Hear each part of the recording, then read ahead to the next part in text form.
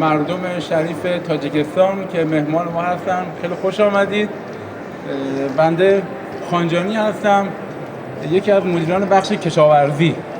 در خصوص محصولات کشاورزی تاجیکستان، زردآلو، زعفران، گندم و باغات سرسبزی که توی تاجیکستان هست، یه شعری رو خدمت شما الان آماده کردم فی المجلس که خدمتتون بخونم.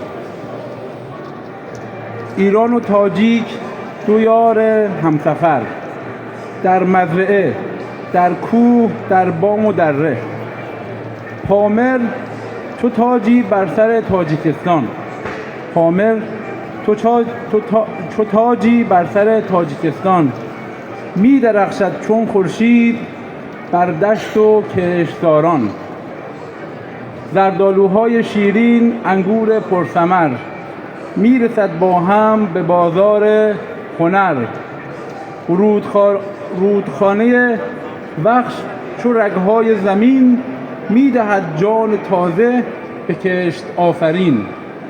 ایران به گندم و زعفران شهره است، تاجیک به باغ و به تاک پرشکوه و مست. کشاورز ایرانی برادر تاجیک، می نوازد با هم ترانه دقیق. پیوند دو ملت چو دانه در زمین، می روید با هم به فردای یقین. تشکر می‌کنم.